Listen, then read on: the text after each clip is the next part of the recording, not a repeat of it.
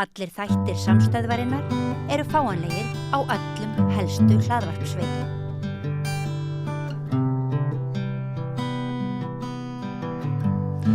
Já, það eru nokkur átök í samfélaginu hvernig við skiptum kökunni og þið þekkið þessa deilu það hvort opinberir starfsmenn séu allir aumingjar eða þarfa þing.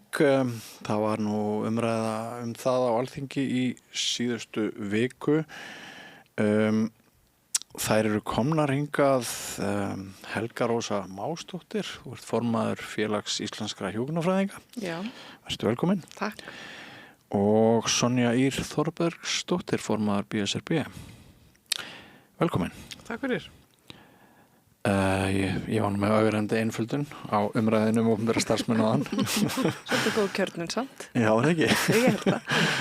Og þið hafið svolítið verið að reyna að afrugla umræðu sem ykkur finnst svolítið rugluð, ekki satt, með greinaskrifum og ég rak augun í grein ykkar í morgun á Vísi sem þið ritið ásamt Magnúsi Þór Jónssoni, formanni Kennarasambands Íslands, þar sem tali besta inniskóm.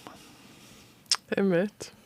Viltu kannski byrja? Helga, segja hvað við erum að vilja upp á dekk? Já.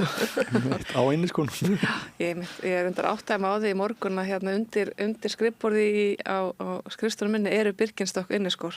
En ég myndi ekki að ég ætti hún sem ég fer aldrei í það, ég hef ekki tíma til að skipta sko það er svo mikið að gera. Já.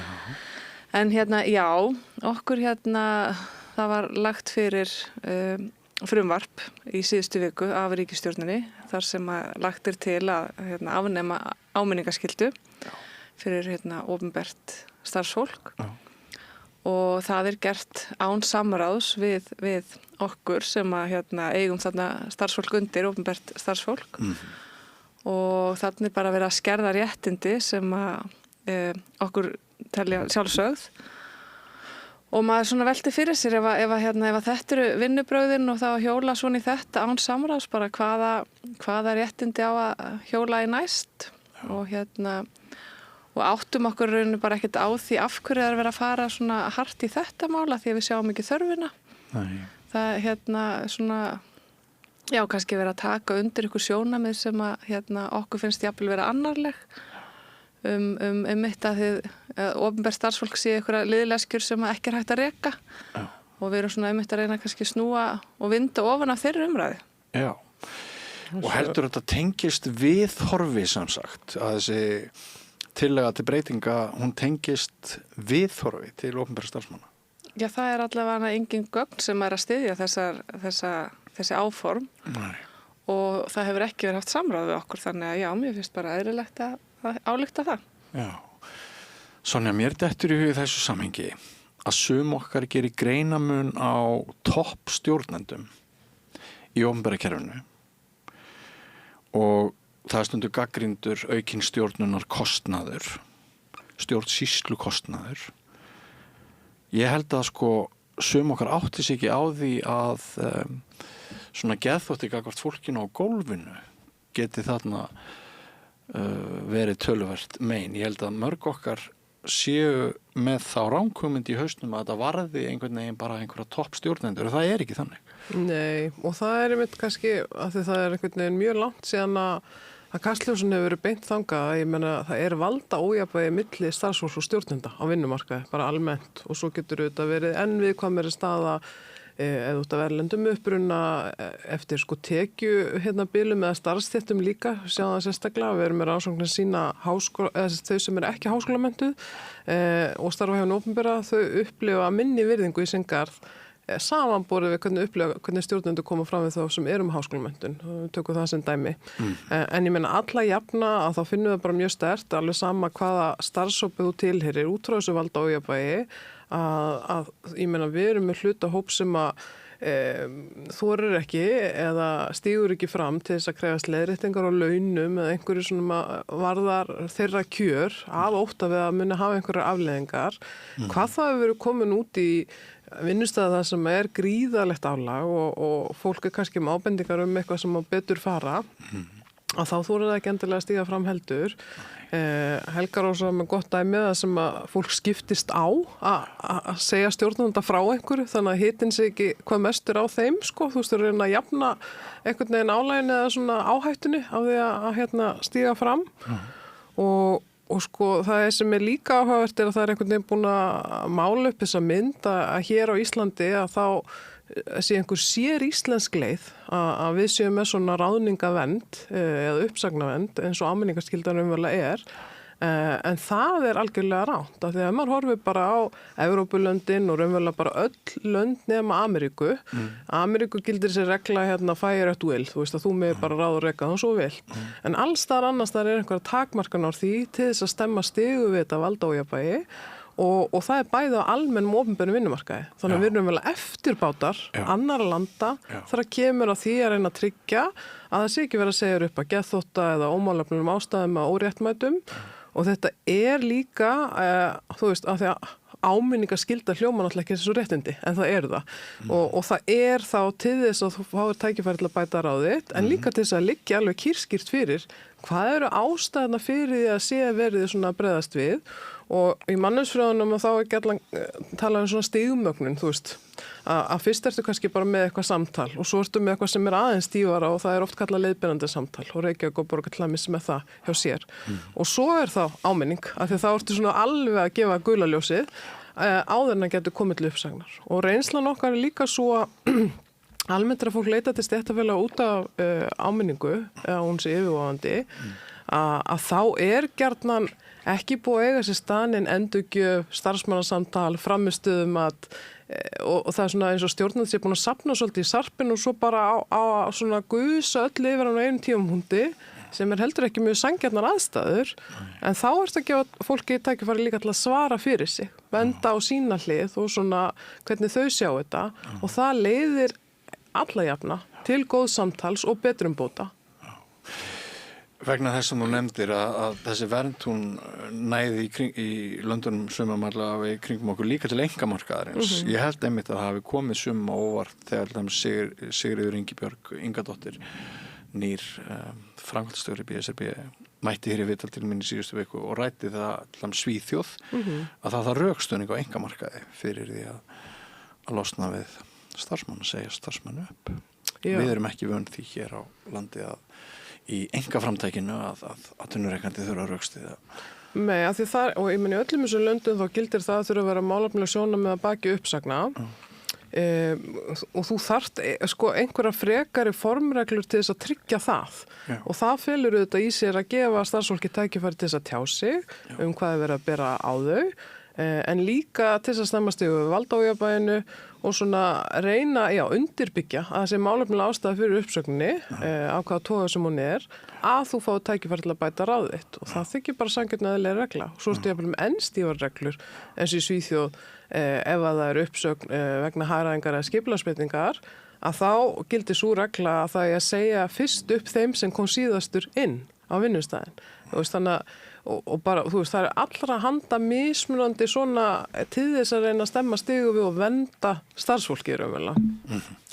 En áfram með opinbera smérið, ef við getum sagt sem svo. Við höfum tiplað á inn í skóm, en þeir sem ekki hafa lesið greinina ykkar í dag vita enn sennilega ekki alveg hvað við erum að tala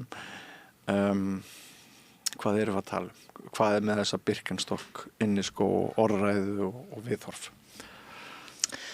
Já, það þetta að það sé bara einhver viðgengin venja og hér bara vaði uppi starfsfólki á hennu opinbera sem í rauninni bara einhverja letibyggjur og þannig líka þarna fór hátt umræðan veikindarhlutfall og þannig að það einhvern veginn svona búið að stimpla svolítið svona fólk sem í bara oft á tíðum mjög erfiðum framlínu störfum þar sem að það stjórnar ekki aðstæðanum, hefur heilmikla ábyrgð en hefur mjög lítið vald yfir sínum aðstæðum. Búið að stimpla þetta fólk sem eitthvað svona bara sem að lufsast eitthvað þarna á inniskonum að meðan raunveruleikin bara allt annar allir löngu hættir að vera í Birkenstock til dæmis svona spítalar, allir konur í hlaupaskó og þannig að þaðan svona kemur þessi samlíking og bara sérstætt að þetta sé eitthvað forgangsmál núna hjá þessari ríkisstjórn meðan það er bara margt annað sem að við teljum að hefðum átt setja í meiri forgang eins og bara til dæmis að verja starfsumhverfi betur, réttar öryggi ef við tala út frá heilbrigðisstarfsfólki. Þá var gerð lagabreiting 2024 sem að gerir þá sem refsi ábyrgð heilbrigðisstofnana, þá eftir að klára að útfæra þá vinnu milli í rauninni löggjafans og svo eins og embættis landlæknis.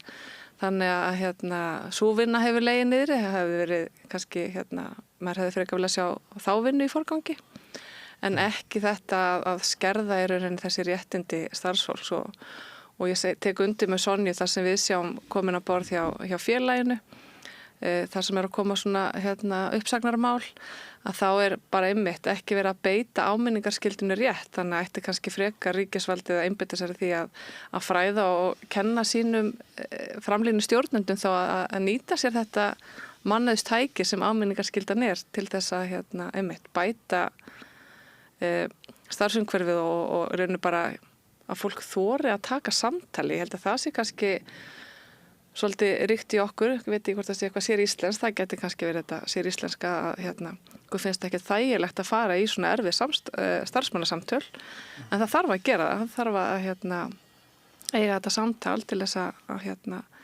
það sé hægt að byggja eitthvað áfram, eitthvað traust og eitthvað góða afurð. Vegna þess að þú sagðir ríkisstjórnina þá langar mig með leyfi fundarins að vitna beint í greinina ykkar. Þegar ríkisstjórn Kristrúnar Frostadóttir þegir yfir lítillækkandi orðræðu gagnvart opinberu starfsfólki, hún ekki hlutlaus, hún að samþykkja hana, segið þið. Og svo bætið við og þegar hún velur að bregðast við með því að veikja ráðningavernd þessa hóps blasir forgangsröðunni við minnaöryggi fyrir fólki sem ber upp í samfélagið.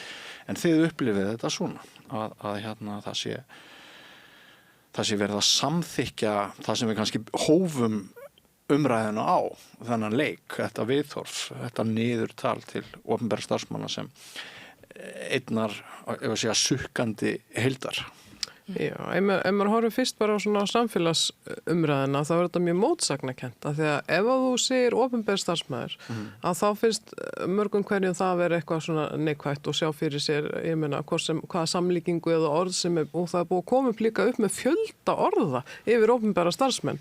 Það ekki til jafn mikill fjöldi af uppnefnum fyrir einhverja aðra svona á vinnumarkaði og Birkenstock var svona nýjasta en þetta málar upp þá mynd að þetta einhver sem að siðlast í vinnunni sinni, hann inni í skónum, ekki hlaupaskónum eins og einmitt staðreyndin en svo þegar þú ræðið fólk heilbrigðisstarfsfólk eða bara einstakar starfsstéttir, tala hjúkrunarfræðingar, sjúkraliða, ljósmæður, lögreglumenn, eða þú veist að þá ber fólk virðingu fyrir því og þykir vænt þessi störf og þessa þjónustu en það verðist ekki tengja sama við heitið opinberi starfsmenn. Ég meina það bara allt starfsfólk ríkis og sveitafélag opinberi starfsmenn.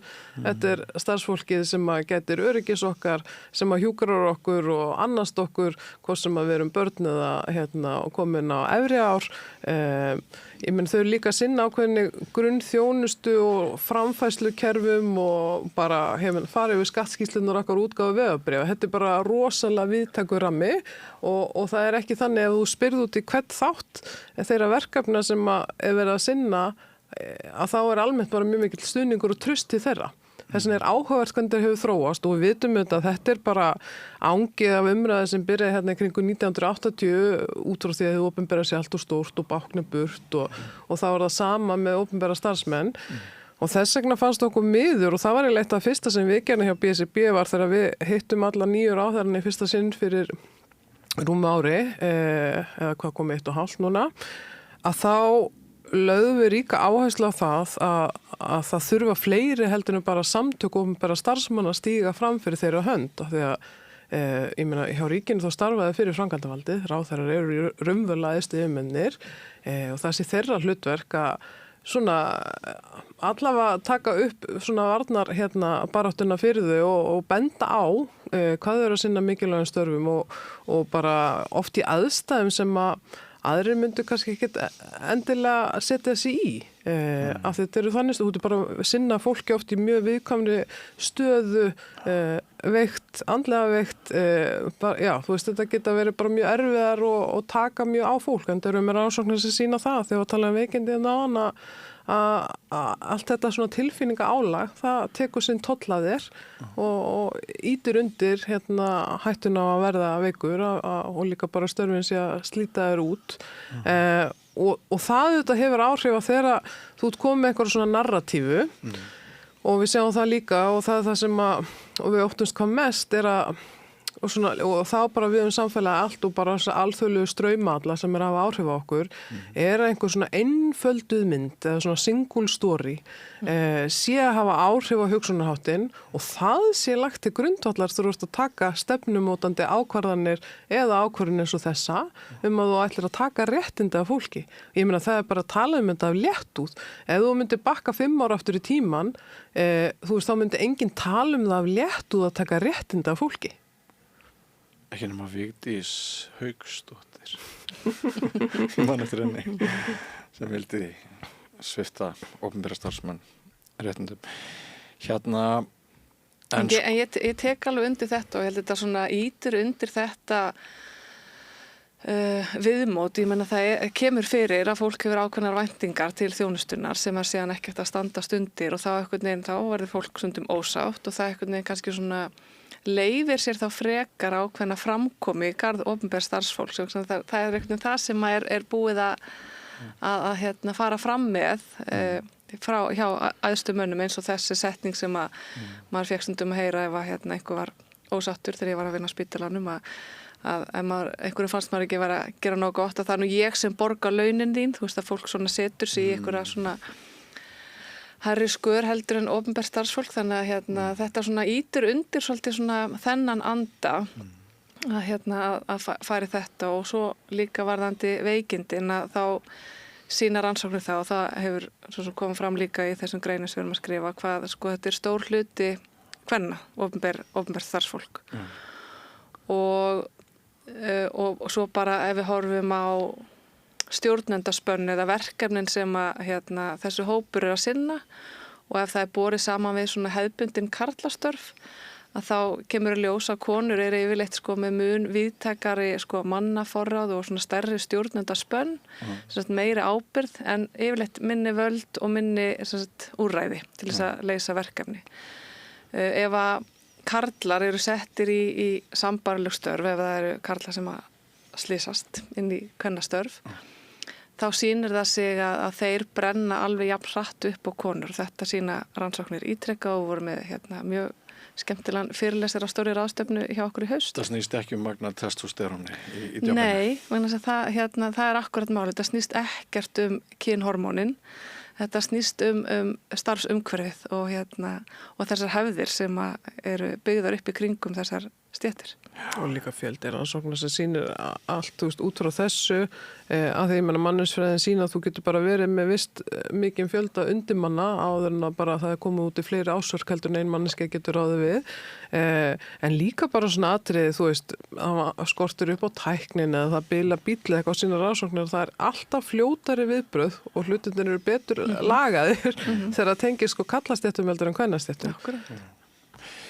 Eins og segir í grein ykkar, konur eru 70% starfsfólks á opinbera vinnumarkaðinum og 40% allra kvenna á Íslandi starfa hjá hinu opinbera.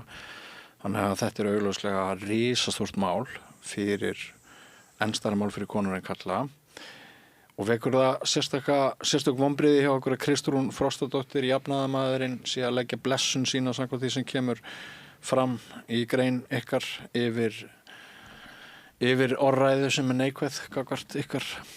Það sem við kannski fyrst og fremst vonbrigði er að þessi ríkisstjórn sem að svona, ég meina, mín tilfinning er svo, hún hafi verið kosin út frá því og hún var ekki með svona pólitíska kreddur. Hún vildi stunda fagleg og vönduð vinnubrögð. Það er eins og Helga Rósa kom inn að það er engin greiningar eða gögn sem að undirbyggja hana málflutning. Þau eru vel að búin að skipta rökstuðning fyrir þessu 3 sinnum. Þau eru margsaga sem bara ýtir undir, þetta er bara pólitísk kredda. Þannig að það er mjög miður líka þegar það er verið að taka undir bara sjónarmið viðskiptaráðs samtaka atvinnulífsins stjórnenda hjá ríkinu en ekki fólksins á gólfinu sem alla daga á hlaupum við að halda kerfunum gangandi og þar fyrir utan náttúrulega innviðaskuldin sem að þau hafa sannarlega talað en það eins og átti sig ekki á því að þessi þjónusta stendur og fellur með fólkinu sem veitir hana. Já. Og ef þú ert að grafa undan fólkinu sem að heldur kerfunum gangandi þá ert að grafa undan samfélaginu öllu. Já. Mig grunar að þessi orðræði meinsemd ef við getum kallað það sem svo eigi sér flóknarskýringar. Mig grunar, ég er blaðamaður, ég heyri mjög mörgum, það eru margir sem hafa samband við mig, hringi mig, senda mig tölvupósta, alls konar ábendingar eitt og annað sem betur mætti fara. Það eru allmargir sem að upplifa það að svona á meðal skrifstofustjættarinnar, ef maður getur sagt sem svo, innan hins opinbera, þar mætti gera betur, þar mætti sumum tilvikum auka aðhald, þar sé veikindarétturinn oftar misnotaður, en hjá þetta hópum eins og þínum sem við áttum okkur á að er hlaupandi bara upp á líf og dauða og til að bjarga sjúklingum frá morgundi kvölds. Ég efast að það sé borin meiri virðing fyrir nokkuri starfsstétt á Íslandi í dag miðað við ástandið í heilbrigðismálunum en sjúkraliðum, hjúkrunarfræðingum og læknum. Eru þið til að ræða þetta aðeins við mig það hvort það gæti verið eins með þetta eins og hitt sem ég nefndi að okkur hættir til þess að rugla saman öllu fólkinu á gólfinu og þessum stjórnendum sem okkur finnst stundum að mætti taka í hnakkadrambið á og þá kunna einhverjir að spyrja eru þessar áminningar ekki bara rugl að við ruglum því tvennu saman og líka að það kunna vera að það sé tækifæri til úrbóta inn í þessum skrifstofu heimi stundum er líka sagt að bara það sé ákvarðana fælni þetta sé barátta við auðvald eftirlitsstofnanir ríkisins og svona og ótti við lögfræðileg mál. Það sem ég reyna að fá okkur til þess að ræða með mér er þetta gæti verið flókið og það gæti verið að þetta sé ekki bara allt út í loftið. Eða hvað segir þið við því? Þú varst með svo marga punta þarna. Já, þetta eru margir puntar. Og kannski bara einmitt mikilvægt að rugla ekki saman eins og ég meina það er alveg heimild að þú talar að þarna ef það er starfsfólk þarna allt og margir á ákveðnum stað og ef það er ekki nóga mikið af verkefnum fyrir þetta fólk að þá er það augljóst að það er alveg heimild að þú gerir þá skipulagsbreytingar að það þurfum ekki að sinna þessum verkefnum lengur þá þurfum ekki að þessu starfsfólki að halda og það er bara rökstutt að þá er heimild til þess að fækka því starfsfólki. Ef ég tala bara út frá minni reynslu varðandi stjórnendur og skrifstofufólk að þá var það ekkert útblásið á mínum gamla vinnustað Landspítala, það getur vel verið að það hafi breyst en það var oft mikill misskilningur og alveg sama svona sömu kreddur uppi þar sem var talað að það hafi fjölgað þarna á skrifstofu forstjórum 200 manns meðan það var bara algjör misskilningur, þarna var að færa til nema í starfi undir einn aðeins stað frá að dreifa undir sérgrannar spítalans. Já. Ég var með mannafórða yfir 280 manns. Er það eðlilegt? Nei, það er mjög óeðlilegt. Ég var með einn mannustjóra sem var þá yfir þarna heilu sviði sem voru 1200 manns og ef maður bara skoðar sambarileg fyrirtæki sem er með 280 manns í vinnu á þrískiptum vöktum alla daga, alla sólarhringa ársins að þá er einn mannustjóri ekki nóg. Þetta eru ótrúlega tölur. Já, þannig ég kannast ekki við þetta að það sé einmitt Birkenstock sitjandi á rassinum starfsfólk, skrifstofafólk hér út allt ríkin, ég þekki ekki hverja stofnun en þetta er svona þetta er eitthvað sem þessu fleygt fram en einmitt, hvar eru þá greiningarnar og hvar eru tölurnar sem sýna þetta? Það er svona það sem við erum líka verið að benda á þetta með rökin að þau eru ekki til staðar. Þetta er líka birtingamynda af þessu single stories ég var að nefna. Þú veist, það heyrir eitthvað eitt dæmi og alla bara að svona alhæfa það við sko 20.000 ríkisstarfsmanna. Það verður að hafa í huga og það líka oft sem gleymist umræðinni að meiri hluti ríkisstarfsmanna eru framlínufólk. Þú veist, eru í þessum störfum sem við erum búin að vera að nefna áðan og það líka þannig að sko ríki gengur ekki að því að ég var að nefna hinverkefnin, þú veist, þú ert með framfærslu eins og almannatryggingar, atvinnuleysistryggingar, þú yfirferð skattskiltna, þú ert að byggja vegi, orkumálin og svo framvegis. Þú ert með allra handa stofnanir sem að bera ábyrgð á þessu og svo ertu líka með stjórnsýslu innan ráðuneytanna og í alþjóðlegum samanburði að því við erum svo fámenn þjóð þá erum við miklu færri að sinna þessum stóru verkefnum heldur en eins og önnur lönd og svo gleymist líka mjög oft í þessu að ef þú vilt skipta þessu enn frekar upp að þegar alltaf svo verða að reyna að fara inn á samanburði við almenna vinnumarkaða þannig að fyrstulega bara algjörlega ólíkt hver markmiðin eru með starfsemin sem fólk vinnur á almennum markaði versus opinberum. En svo kemur líka að ég meina við finnum eins og félagar okkar sem að starfa eins og hjá Tryggingastofnun eða ég meina þú veist allra handa stofnanir þar sem þú ert líka að taka á móti fólki sem að eru viðkvæmri stöðu af mismunandi ástæðum að þau fá líka hótanir og jafnvel eignaspjöll eða þú veist þetta tekur mjög á. Þannig að mér finnst þetta líka svo mikil einföldun og hluti af þessu niðurrifi að vera að láta eins og það sé einhverjir svo ótrúlega velsettir að þeir starfi hjá hann opinbera á einhverju skrifstofu að það bara ekki rétt. Þau eru líka á hlaupaskónum að hlaupa hraða að raunverulega framkvæma fleiri verkefni heldur en eins og kollegar þeirra á hinum Norðurlöndunum að því við erum bara færri. Og að maður svona gagnrýni síðustu ára á kannski stofnanir einmitt skortur oft á eftirliti, skortur á þessi farið og fyllt eftir ábendingu sem koma fram. Skortur á hugdjarfri ákvarðanatöku. Já, og þetta líka og bara á eftirliti og ég held að mætti fjölga frekar, sjúkratryggingar fengu á sig svarta skýrslu síðasta sumar. Það kannski bara, þau ná ekki að fara yfir verkefnin sem að þau eiga að sinna. Og nú höfum við verið í heilmiklu Norðurlandasamstarfi og Evrópusamstarfi og þá það, og maðurinn minn líka, hann hefur verið í slíku fyrir sína vinnu og það er mjög áhugavert að byrja hver það með mentamálun á þínu vinnustað hjá mínu félagi, já, það er ég og svo, já, en hver þá með hver sér gæðamálun eitthvað, jú, það er líka á meðan það eru heilu deildirnar og þú veist, þannig að við erum miklu færri og við erum með marga hatta þannig að ég held að það sé nú langflestir hér með nóg á sínu borði, sko. Og svo líka höfum við eitthvað lítið komið inn á, sko, þessa fólksfjölgun hér á Íslandi. Alltaf þessa erlendu ríkisborgara sem hafa streymt inn í landið vegna sem við beðum þau að koma til að... Fjölbreytileikann. Já, ferðaþjónustan og allt það og þetta er ekki bara stór fjölgun, þetta er líka eins og við segir fjölbreytileikinn, þetta kallar á einhverjar áskoranir.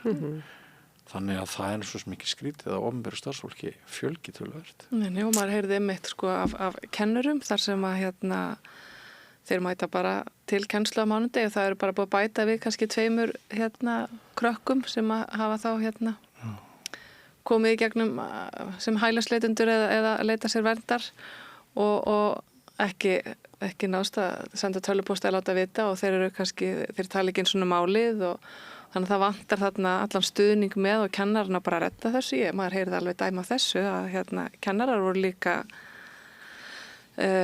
í þessu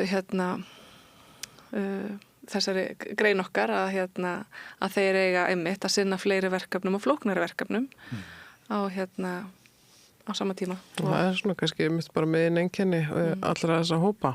En sko talandi að þú ert að stinga á mýtunum fjölgun opinbera starfsmanna, það er líka mýta. Það er verið að fara með rangt mál þegar það er verið að halda þið fram. Ef við skoðum bara hlutfall opinbera starfsmanna vinnumarkaðanum öllum að því að okkur hefur líka fjölga bara á vinnumarkaði að því að við bara eru fleiri sem að búa hér að þá er hlutfalli búið að vera sama undanfærin 20 ár þar sem að kemur einmitt aftur á móti og er síður rætt þegar fólk er með þessar mýtur að verkefnin að verða flóknari og þyngri. Ef við tökum bara menntakerfið eins og búið að koma inn á, þú þarft öðruvísi stuðning og bara fleiri inn í skólastofuna þegar þú átt að vera með einstaklingsmiðaðan stuðning, en líka bara tryggja út frá tungumálakunnáttu og alls konar bara kannski mismundi bakgrunnur eða sem að börnin eru með, en eins og í heilbrigðiskerfinu að þá ég meina, öldrun þjóðar fólk sem eldri en 65 ára búið að fjölga verulega og þau nýtum helming af allir heilbrigðisþjónustu sem verið að veita. Í öllum umönnastörum, þú veist, bara framtíðin að blasi við þau þurfum að fjölga í þessum hópi og þarna mesta manneklan. Þetta mesta áskorunin að laða fólk til sín, hjúkrunarfræðingar að sjúkraliða inn á elliheimilin og svo mætti lengi telja. Já. Eru margir hjúkrunarfræðingar í kulnun eða nálægt kulnun vegna þessa ástand sem að ég var aðeins einbráða? Það kannski náðust eitthvað jafnvægi á síðasta ári. Okay. En já, það var mjög mikil aukning í veikindum hjá hjúkrunarfræðingum eftir COVID. En við erum að sjá svona vonandi toppnum náð þar. En það samt of mikið, hvert einasta tilvik of mikið þar sem að fólk fyrir kulnun vegna starfsaðstæðna.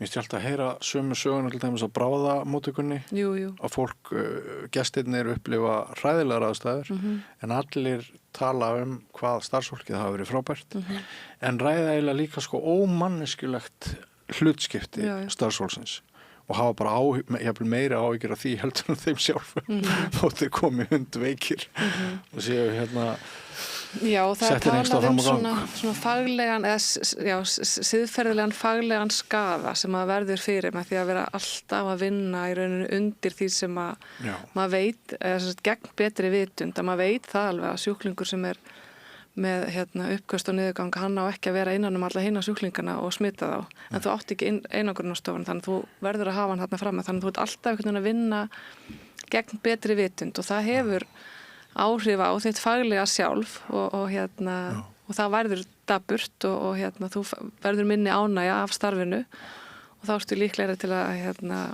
annarkvort fara í veikindi eða í rauninni bara hverfa til annarra starfa vegna þess að þið langar ekki að vinna við þessar aðstæður og hvort tveggja mjög alvarlegt. Já, 3 systur og það eru allar hjúkur, þannig að það á upplýstni reglulega. Já. En Sonja, ég veit að þið þurfið að önnur ykkar allavega þarf að rjúka fund innan tíðar. Við höfum einhverja mínútur samt.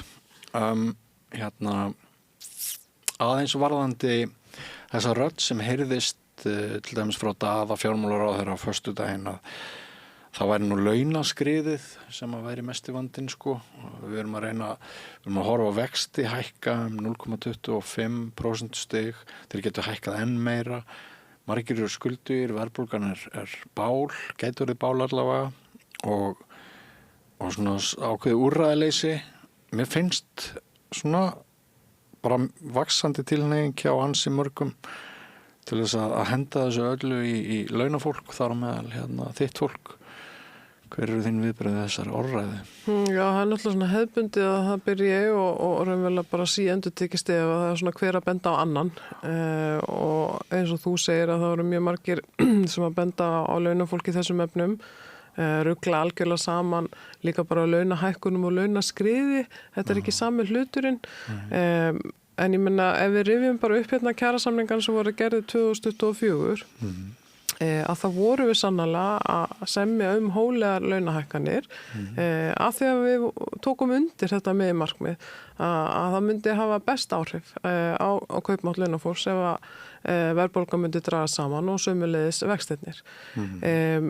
Ef við segjum bara eins og ég meina BSRB eru stærstum hluta til láglauna fólk og svo meðaltekjur og líka bara við tökum innan ASÍ þessir hópar sem að fóru fremst og sömdu og raunverulega tóku þátt í þessu að gera hóflega kjarasamninga innan starfsgreinasambandsins og Efling. Að þetta allt fólk sem yfirleitt meira og minna bara á tökstum. Það að segja að það fær bara greitt laun í samræmi við kjarasamning. Þau finna ekki fyrir og það engin tölfræðum að þau sé að njóta launaskriðs. Launaskriðin vel eitthvað sem að sé vera að hækka launin umfram kjarasamninga. Þannig að, og þetta auðvitað svona stærstu hluti þeirra sem eru á vinnumarkaði. Það voru allir að semja á sambarlegum nótum, það voru 2 undantekningar. Það var gerð leiðrétting á launum kennara sem að ég bara teku undir og ég menn þetta stór kvennastétt og við erum í þeirri vegferð að endum þetta virði kvennastarfa og búa að taka einhver skref en ég menn þetta var svona stórt stökk og líka aftur, ég meina, hvað á að gera í þessum aðstæðum, ég meina, ætlar að bara missa allar að kennarar frá þér, ætlar að búa til jafn mikið mönnunargat þar eins og heilbrigðiskerfinu, þú veist, hvort að fara að hafa meira áhrif. Og svo var enda líka breyting hjá læknum sem að ég þekki minna til, en ég vissi þó að þeir hefðu svona ekki farið í styttingu vinnuvíkunar á sama tíma á aðrir. Þannig að þetta nú svona allt og sumt sem er hægt að segja launin, en ég meina stóra sagan þetta svo að ef að þessi tilraun tókst ekki, þessu fórum í síðast, að þá blasir það þetta við að við munum ekki að segja að við ætlum að gera það sama aftur, að launafólk beri eitt ábyrgð á stöðuleikanum. Það vill enginn horfast í augu við það áður en að kom núna til hækkunar á olíuverði að þá náttúrulega bara allra handa nauðsynja sem fólk tristir á, hvort sem matvara eða rafmagn og hiti og ég meina leikskólagjöldin að hækka upp úr öllu valdi, það ekkert búið að breytast í húsnæðismálum, það stærsti liðurinn í verðbólgunni alltaf og svo alltaf verið mér finnst við svo oft svo léleg Íslendingar í svona kerfishugsun, þú veist, það alltaf bara, það eitthvað eitt sem kemur upp og það verður það aðalatrið, en ef maður horfir bara einhvern veginn svona heildagrunnin og ákvörðun skellur þetta alltaf vest, jú, það er að láglaunafólkinu sem samt hólega launahækkanir og ekki að njóta launaskriðs.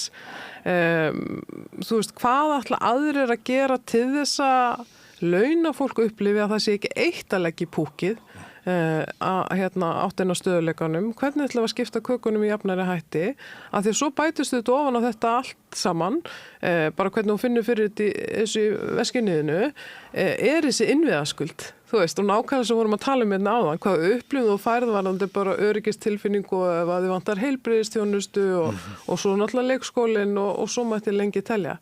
Þannig að það er svo margir þræðir þarna sem er svo ramskakt gefið að ég held að sé bara tilefni til samtals það og heyrist og skilst að sé vera að boða það, en þá líka vona ég þetta verði ekki áfram svona turnatal og enginn alltaf kannast við það að þó að þessu brjálaðar hagnaðartölur hjá matvöruverslunum og bankanum og ég er örugglega að gleyma mörgu í þessari upptalningu minni að þau ætla ekkert að kannast við það, að það hafa áhrif. Það er bara verið á okkur. Rétt í blálókin það er Stöllur, Ólöf Skaftadóttir og Kristín í hlaðvarpinu komið gott. Ég held að sé búin að tala Birkenstock inn í skóna og Birkenstock liði núna í heilt ár samfleytt. Ég var að heyra til fyrsta skipti, þetta var algjörlega ný samleiking fyrir mér sko. Já, en Ég hef ekki list á hana á marga þætti greinlega. Nei, það eru sem sagt bara, það eru straumar að núti sem að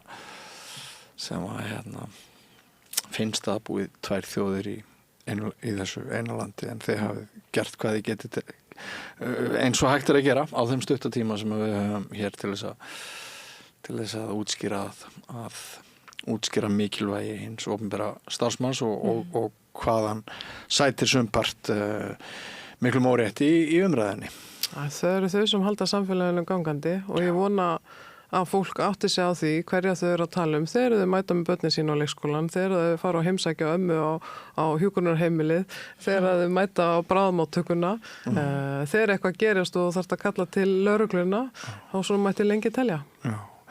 Og þú Helga Rósa Másdóttir, þú ferð fyrir hópi sem að svo sannarlega lifir ekki í smjöri og rjóma flatmægandi frá Mondikvölds.